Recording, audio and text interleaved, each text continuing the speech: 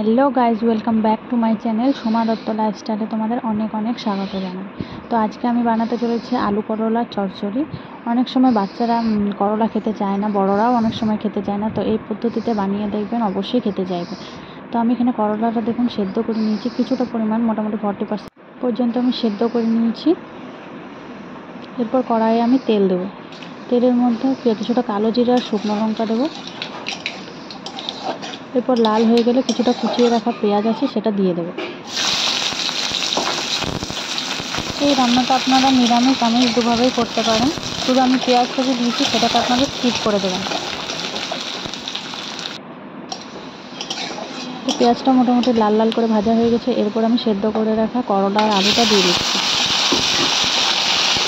এই রান্নাটা খুব সহজভাবে আমি করছি, কোনো ঝামেলা নেই, কোনো মশলা টশলার কোনো ব্যাপার নেই।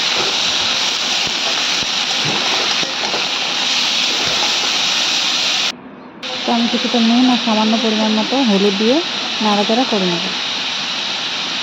করলাটা ভাপিয়ে নিয়েছি এই জন্যে, কারণ ভাপিয়ে জল ফেলে নিলে করলা তেতো ভাবটা অনেকটাই চলে যায়, তো সেজন্য আমি ভাপিয়ে নিয়েছি। তো এখন আমি এখানে কিছুটা সর্ষে কাঁচা লঙ্কা বেটে নিয়ে আসবো। এখানে একটু নুন দিয়েছি, কারণ নুন দিয়ে বাটলে সর্ষের তেতো হয় না। তো এই যে বাটা হয়ে গেছে, এরপর এটা আমার ভাজা ভাজা হয়ে গেছে করলাটা। তো এরপর বাটা সর্ষেটা আমি দিয়ে দিচ্ছি। সর্ষেটা বেশি ভাজার দরকার নেই, একটু সামান্য নাড়াচাড়া করে আমি জল দিয়ে দেবো।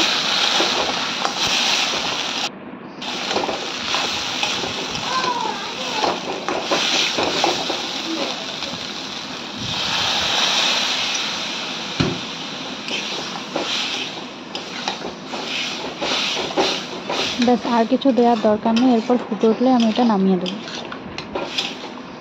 তেমন কোনো মশলারও দরকার হলো না, তেমন তেল মশলা খাওয়াটাও ক্ষতিকর, তা বাচ্চাদের পক্ষে তো এটা খুবই হেলদি।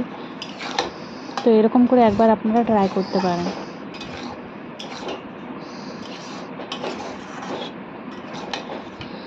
তো ভিডিওটি যদি ভালো লেগে থাকে অবশ্যই একটি লাইক করবেন এবং চ্যানেলটিকে সাবস্ক্রাইব করে দেবেন।